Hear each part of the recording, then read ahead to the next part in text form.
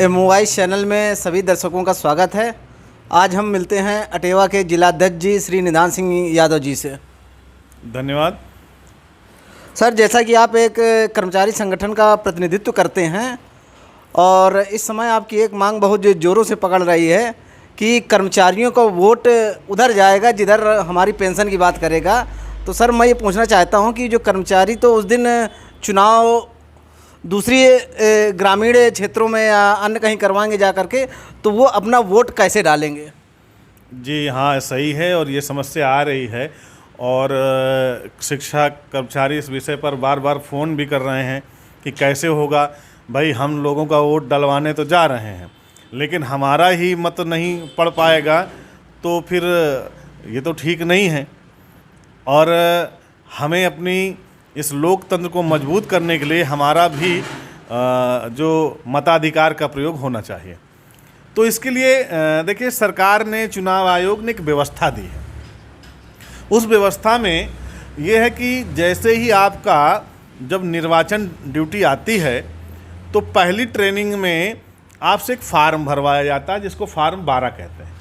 Farm 12 आप जब भरेंगे तो उसमें अपना नाम भरेंगे, अपनी जिस भी विधानसभा में आप हैं उस विधानसभा का नंबर भरेंगे, उसका नाम भरेंगे। फिर उसके बाद आप भरेंगे कि किस भाग संख्या में आपका मत है और उस भाग संख्या की जो वोटर क्रमांक है, जिसको मतदाता सूची का सीरियल है, नंबर है, उसको आपको भरना है। तो जब आप उसको भर कर दे देंगे, अगली जब ट्रेनिंग में आप जाएंगे तो वहाँ पर आपके विधानसभा की मतदाता सूची होगी और आपका मतपत्र होगा। आप अपना वहाँ पर मतदान करिए। सर, जैसे फतेहपुर में इसका चुनाव का प्रथम प्रशिक्षण हो गया है, तो इसमें कुछ कर्मचारियों का कहना है कि हमारा फार्म 12 नहीं भर पाया है, उनके लिए सर क्या व्यवस्था है? हाँ, ऐसा है कि जो कर्मचारी फतेहपुर जनपद के ही हैं और पहली ट्रेनिंग में फार्म नहीं भर पाए हैं तो वो बहुत परेशान होने की ज़रूरत नहीं है। अभी हमने पिछले जो जहाँ ट्रेनिंग हो चुकी है 10 फरवरी को वहाँ मतदान है, उन जिलों से हमने संपर्क किया, चाहे बागपत हो, चाहे बुलंदशहर हो, चाहे मेरठ या सहारनपुर। हमने जब वहाँ संपर्क किया तो पता लगा कि पहली ट्रेनिंग में उनको फार्म 12 दिया ही नहीं गया, जबकि फार्म 12 दिया जाना चाहिए। तो हमने कहा कि भाई, जब फार्म 12 नहीं दिया गया तो कैसे करोगे? तो उन्होंने कहा कि हमारे यहाँ तो अधिकारियों ने कहा कि भाई अगली ट्रेनिंग में आपको फार्म 12 मिलेगा, भरिए और उसको जमा करिए, मतदान करिए। लेकिन वहाँ गलती क्या हुई है कि उस ज़िले के लोग तो फार्म 12 भर के तुरंत मतदान कर देंगे, लेकिन जो अदर डिस्ट्रिक्ट का कर्मचारी उस डिस्ट्रिक्ट में लगा हुआ है उसको उस जनपद से वो मतपत्र कैसे आएगा? इसलिए फार्म 12 पहली ट्रेनिंग में मिलना चाहिए। जब पहली ट्रेनिंग में फार्म 12 मिलेगा, वो रिटर्निंग ऑफिसर के माध्यम से उनकी विधानसभा में जाएगा, डाक के माध्यम से, और उनको बाय डाक वो पत्र मिलेगा और वो तब अगली ट्रेनिंग में उनको वो मतपत्र मिलने के बाद मतदान कर सकते हैं। सर, अगर जैसे कर्मचारी अपना वोट नहीं डालता है तो क्या उसमें उसका कोई नुकसान है? अरे भाई, ये तो एकदम सीधी सी बात है। कर्मचारी, लोकतंत्र की सबसे बड़ी खूबसूरती है कि ये जो पर्व है, हमें अपने मुख्यमंत्री, अपने प्रधानमंत्री, अपने डिस्ट्रिक्ट के जो हमारी सर्वे सर्वा हैं, अपूर्वा मैडम का मान बढ़ाना है। हमको अपने ज़िले का जो मतदान ज़्यादा से ज़्यादा करके इनको जो है कम से कम ये हो कि हाँ, इन्होंने मेहनत किया है। और हम कर्मचारियों का जो नुकसान की आप बात कर रहे हैं, अब बताओ कि हम अगर मतदान नहीं करेंगे तो हम अपने हिसाब का नेता कैसे चुन पाएंगे? और फिर हम कर्मचारी हैं, फिर चिल्लाएंगे कि नेता ठीक नहीं है, वो शोषण करता है, वो दलाली करता है, वो लूट करता है। तब लोग क्या कहेंगे कि तब तो आप बड़े वाले जो है कर्मचारी बनते हो कि हमको तो मिलता है वेतन, हमसे क्या मतलब है? तो भैया, इस या किसी भी चुनाव में हर व्यक्ति को जो वयस्क हो चुका है, 18 साल का हो चुका है, संविधान के अनुसार उसको मतदान करने का अधिकार है, उसको मतदान करना चाहिए। इसलिए मतदान करना चाहिए, किसी के नेता बनाने के लिए नहीं, अपने हिसाब का नेता चुनने के लिए, जिससे हम दूसरे के ऊपर दोष न देकर स्वयं उसकी जिम्मेदारी लें कि हमने जैसा व्यक्ति चुना है वैसा परिणाम हमें आएगा। इसलिए हमें अपना मतदान करना चाहिए। हम ये कहेंगे कर्मचारी को 100% मतदान करना चाहिए, बार बार का रोना ना रहे। सर जैसे चुनाव के द्वितीय प्रशिक्षण में अगर कर्मचारी हमारा चुनाव प्रशिक्षण में जाता है तो उसको वहाँ पर वोट डालने के मिलेगा, जैसा कि आप कह रहे हैं, तो उसके लिए उसको क्या क्या कागजात लेकर के जाना पड़ेगा? हाँ, ये सही है। ये अभी भी लोग बड़ा भ्रमित हैं कि फार्म 12 तो भर गया है, अब पता नहीं कैसे कैसे वोट पड़ेगा। और बहुत से ऐसे कर्मचारी हैं, शिक्षिका बहनें हैं, नौजवान साथी हैं जो अभी नई नौकरी में हैं, इसके पहले मतदान नहीं किए हैं, वो इस असमंजस में हैं कि क्या क्या ले जाना पड़ेगा, बड़ी क्रिटिकल व्यवस्था होगी या बड़ी कठिन समस्या होगी। तो ऐसा कुछ नहीं, बहुत आसानी से मतदान होता है। उसमें आपको कोई विशेष कागज़ ले जाने की ज़रूरत नहीं है। देखिए, एक तो आपको मिलेगा जो निर्वाचन ड्यूटी पत्र है, वो निर्वाचन ड्यूटी मिलेगी, आप उसकी एक फ़ोटो स्टेट करवा लीजिए। दूसरी चीज़, आप एक जो अपना पहचान पत्र है, और उसमें सबसे बढ़िया तो अगर निर्वाचन कार्ड हो तो और अच्छा है, नहीं है तो आप आधार कार्ड ले जाइए। निर्वाचन कार्ड तो होगा ही होगा, क्योंकि लगभग सभी का निर्वाचन कार्ड बन जाता है जिसका मतदान होता है। मतदान के लिए आयु पूरी होने पर उसका निर्वाचन कार्ड बन जाए, तो उसको ले जाइए। उससे होगा क्या कि आपको कहीं कुछ ढूंढने जाने की ज़रूरत नहीं है। और अगर नहीं है तो आप अपने गांव में अपने बीएलओ से ये पता करके जाइए, लिख लीजिएगा कि आपका मत जो है, आपका नाम सूची में किस बूथ नंबर, जिसको भाग संख्या कहते हैं, वो भाग संख्या जरूर नोट कर लीजिएगा। दूसरी चीज़, उस जो आपकी वोटर लिस्ट है उसमें आपका सीरियल क्या है, क्रमांक, जो क्रम संख्या है, ये इससे क्या होगा, जब आप 2-3 ट्रेनिंग में जाएंगे ट्रेनिंग लेने, तो वहाँ वोटिंग की व्यवस्था भी होगी। अलग अलग विधानसभा वार बूथ लगे होंगे, आप जिस विधानसभा के रहने वाले हैं उस विधानसभा में जाकर अपनी वोटिंग करेंगे। तो वहाँ जाएंगे तो वहाँ एक कर्मचारी अधिकारी बैठे होंगे, वो आपसे पूछेंगे कि हाँ भाई अपनी भाग संख्या बताइए। अब भाग संख्या नहीं मालूम होगा तो पूरे विधानसभा में वो कहाँ खोजेंगे आपको, क्योंकि एक छोटी सी विधानसभा तो है नहीं, लाखों लाख में वोटर होते हैं। तो आप उनको जब भाग संख्या बता देंगे तो उसी भाग संख्या की वोटर लिस्ट वो खोज लेंगे। फिर उस भाग संख्या वो आपसे पूछ लेंगे कि भाई सीरियल नंबर क्या है, तो आप सीरियल नंबर तो सीधे आपको जो है 1 मिनट के अंदर वो आपको मतपत्र जारी कर देंगे, और आप अंदर जाइए, अपना जैसे निर्देश हैं वहाँ जाकर वोटिंग करिए। अच्छा सर, ये बताइए कि इस बार विधानसभा चुनाव को लेकर के कर्मचारियों का क्या रुझान आ रहा है? अरे भाई, आपने तो बहुत मज़ेदार क्वेश्चन कर दिया। कर्मचारी इस बार उसको लग रहा है कि हमको मतदान करना चाहिए, क्योंकि इसके पहले हम देखते थे, हम भी 10-11 साल हो गए सर्विस करते हुए, कर्मचारियों में बहुत उत्साह नहीं रहता था चुनाव में मतदान करने के लिए। कहते हैं अरे चलो ट्रेनिंग करो और बस ठीक है, हम लोगों को दूसरी जगह रहना है, बड़ी समस्या है ये है। लेकिन जब से ये युवा वर्ग आया है और ये बड़ा टेक्निक का जानकार है, तो तुरंत कहता है अरे कोई समस्या नहीं, लाओ इपिक नंबर लाओ, हम निकालते हैं, आपका वोटर क्रमांक निकालते हैं, भाग संख्या निकालते हैं। और आपने जो कहा कि इस बार कर्मचारियों का रुझान क्या है, तो इस बार तो कर्मचारियों में रुझान नहीं है बल्कि बड़ा उबाल है। हाँ, जैसा कि मैंने भी कई जनपदों में देखा है जहाँ पर द्वितीय चरण का प्रशिक्षण हो चुका है, तो इस बार कर्मचारियों का वोट प्रतिशत अन्य बार की अपेक्षा बहुत अधिक बढ़ा हुआ है। जी जी हाँ, वो बढ़ा हुआ होने का कारण है, इस बार कर्मचारी को लग रहा है कि चुनाव हमारे मुद्दे पर हो रहा है। और उनका मुद्दा क्या है? कर्मचारियों का मुद्दा है पुरानी पेंशन।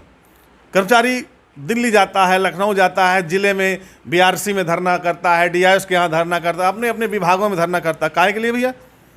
पेंशन होनी चाहिए। अब इस चुनाव में इतना बढ़िया अवसर है कि कर्मचारी कहता है कि जो पेंशन की बात करेगा वही प्रदेश में राज करेगा।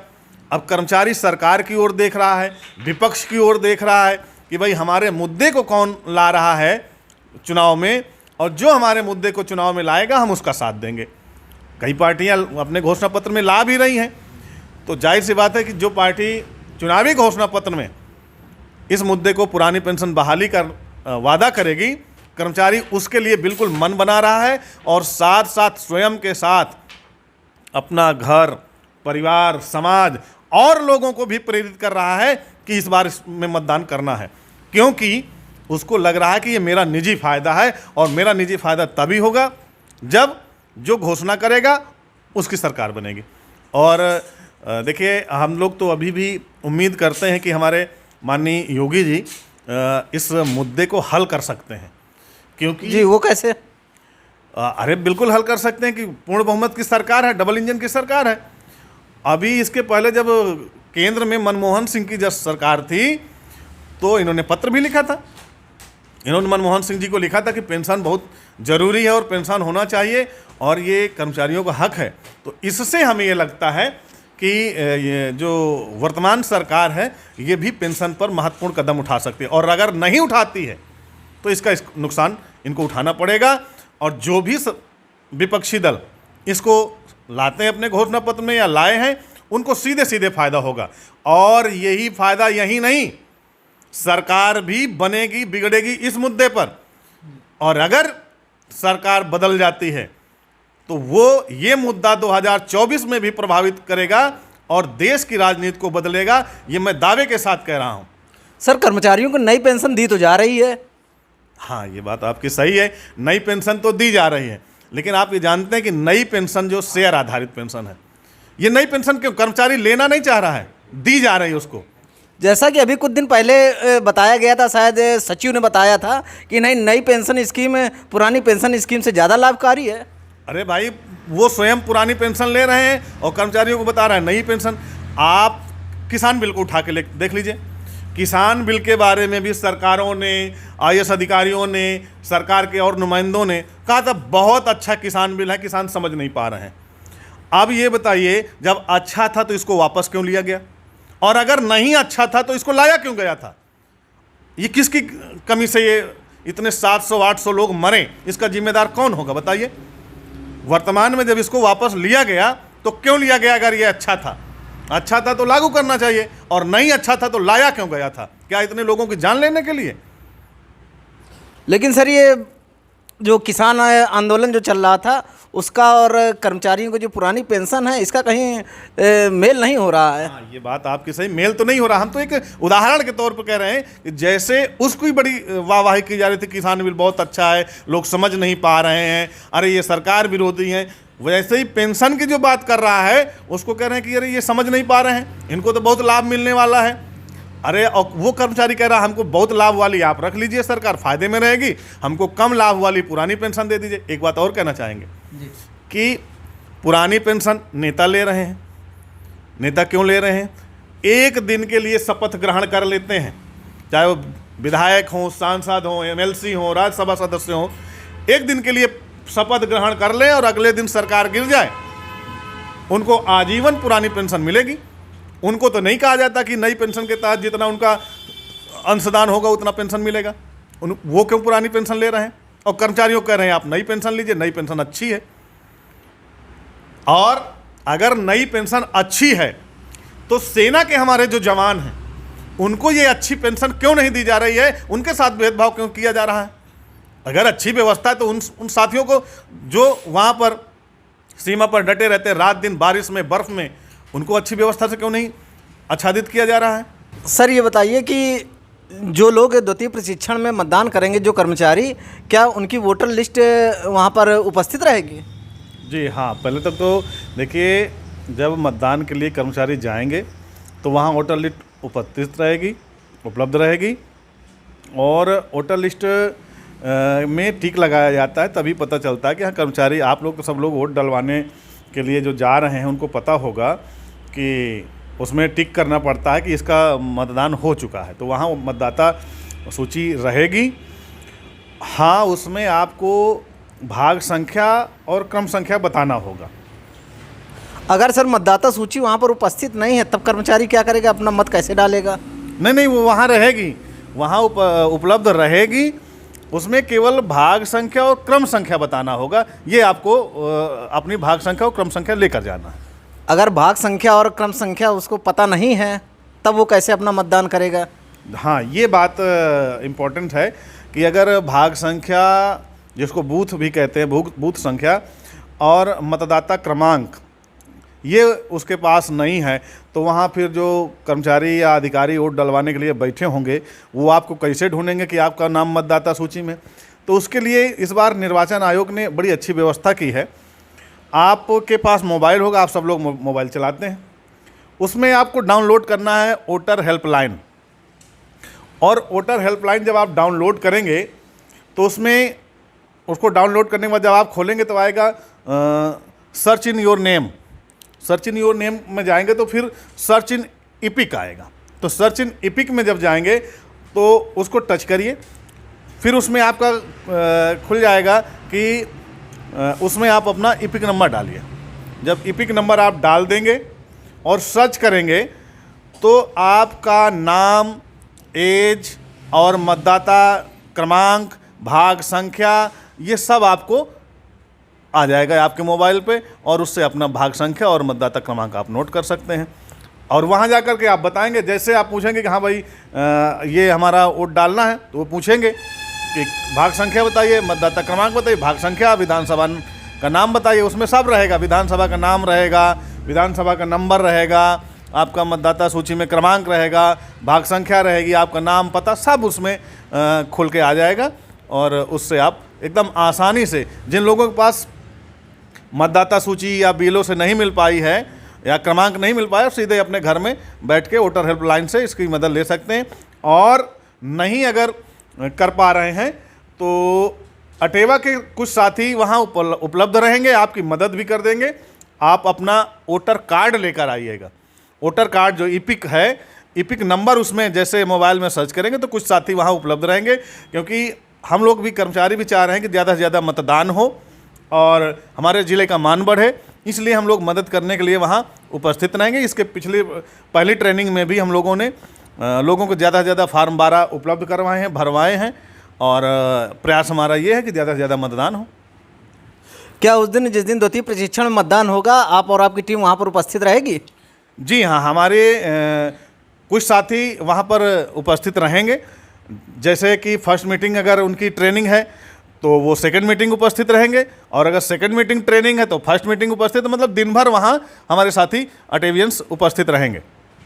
जी, आपकी बात बिल्कुल सही है। तो अब अपने कर्मचारियों के लिए क्या कहना चाहेंगे? हाँ, कर्मचारियों के लिए हम यही कहना चाहेंगे कि साथियों, देखिए, आपके पास कोई भी अस्त्र नहीं है कि उस अस्त्र का प्रयोग करके कि आप तुरंत पेंशन ले सकें। लेकिन इस समय आप एक नागरिक हैं, नागरिक के पास ये अधिकार है कि अगर आपकी बात कोई नहीं सुन रही है सरकार, तो उसको सत्ता से बेदखल कर सकते हैं। और सत्ता से बेदखल करने के लिए चुनाव है, चुनावी प्रक्रिया है, संवैधानिक व्यवस्था है, समय है। इस समय आपका मुद्दा भी, ठंडी भयंकर है, मुद्दा गर्म है, तो इस मुद्दे को आप जहां लग रहा है कि जो हमारी बात को सुने, आप उसकी बात को सुनिए।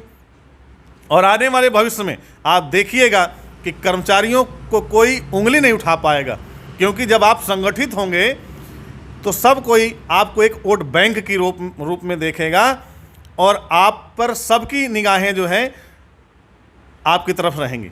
इसलिए आप सब लोग संगठित रहिए।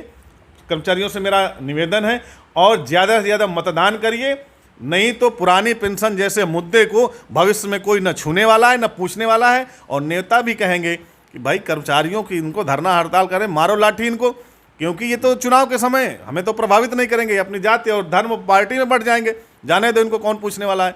तो भाई मैं तो यही कहूँगा कि इस चुनाव में सभी लोग अपने मुद्दे के लिए वोट करें। पुरानी पेंशन व्यवस्था जो भी पार्टी अपने घोषणा पत्र में लाए, विश्वास दिलाए, उसके लिए इस बार मतदान करें। और क्योंकि ये चुनाव आते रहेंगे, जाते रहेंगे, अगली बार नहीं, अगर कोई आपके मन का है, ठीक है, उसको अगली बार कर व्यवस्था जाति धर्म के आधार पर कर लीजिए, मंदिर मस्जिद के आधार पर कर लीजिए। इस बार केवल आप अपनी पुरानी पेंशन के लिए वोटिंग करिए। बहुत बहुत धन्यवाद निधान सिंह जी। धन्यवाद।